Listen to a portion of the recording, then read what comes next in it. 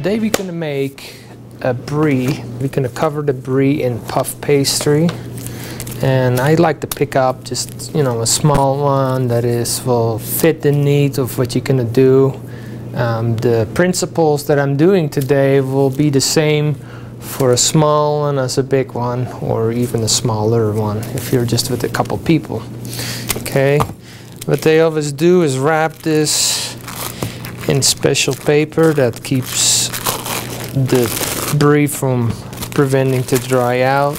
We always save the top from our container. This will be our prize tool. What I like to do is just cut the brie in half and do it like this.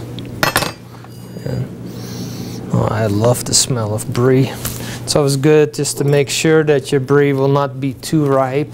I'm going to be stuffing it with a fig and orange marmalade. I'm going to grab my expensive spoon and just put some of that in the middle. This we sell in our delis. This is an awesome marmalade, and I love fig. Fig and brie really works well together. That's why I do that, and I can't get enough of this stuff. What I do then is just close the brie back up. So now we come to the part we need to roll out our puff pastry so we can wrap that over the brie. So what I did is I grabbed some puff pastry from the freezer section. That stuff works really good for what we're doing. Unfold your puff pastry when it is well taut, otherwise your puff pastry will break in 3 sections and that will be a messy product. Puff pastry sticks, so we're going to be working with some flour. And I just like to sprinkle some right on your countertop. And then I like to also get some flour right on your rolling pin. It's a nice time to get messy. And actually my kids always love to help out like that. It's pretty cool. And we want to just roll it out just a little bit bigger than what it was. So we will have enough pastry just to cover the whole thing up. Now we're going to just fit it for size. I think this will be a perfect size. Now what we want to do is just to get it all the way to the top. The reason why I do it with this technique, if you go from the top to the bottom, when the brie bakes, it will always leak out, and we don't want that precious brie just to go all over your sheet pan. So we're doing it this technique. Now I like to work with a nice pastry cutter and just, you know, cut around like a circle around your whole product. These pizza wheels are awesome. Okay, and then we save this for later. Okay, now we need some egg wash. Usually I just grab an egg, crack that egg, and then with my brush I'm gonna stir that up. I brush the whole outside with egg. Now what I start doing is I pull this puff pastry up. Okay, then I grab the next piece and go like that, so you get that ripple effect, and then you do that all the way around your puff pastry, so you get that nice effect going. Okay, the next thing what we're gonna do is take a rolling pin, just roll that out just a little bit more, and then this is gonna be our tool that we're gonna cut up the top with,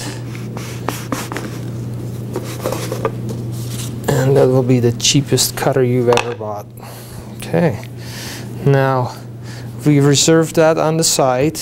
Okay, and then what we do now is brush your whole brie with this egg wash.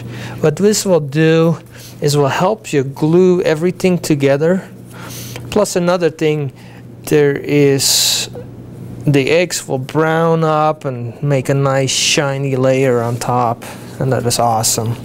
Something that your guest will wonder how you did that. Next thing is we'll lay our lid right on top. Okay, and we can wash that as well. Now what is fun, I used a plastic fork just to put some more decorations on there. So I kind of scrape a design with a fork into the puff pastry, just like that. And when you bake it, you kind of scrape some of the egg wash away, so there'll be different coloration wherever you scraped, and that will look really nice. Now, because of the season, I grabbed a cookie cutter that just fit the season. You know, you can do this in different times of the year. So this is around Christmas time. So I grabbed a snowflake and I put that right on top of the product. And just brush that as well. And what I like to do is just give it a little bit more definition. And I just go over it with the fork like that. You know, that's a nice brie. The next thing what I will do is put it on a sheet pan and put it in the oven. I like to put this in around 400–425 degrees. At that temperature, the puff pastry will puff up nicely. When that starts to puff up, then you just turn your heat down to probably 375, so you can bake off the rest of your brie. Okay, and now at this moment, I think it is about time to check our brie. And oh, look at this. It's a wonderful looking brie. And there's always a little chance of the puff pastry to break, that it leaks out a little bit. But this really limits the amount that baked out, and I think this is a wonderful example what a brie should look like.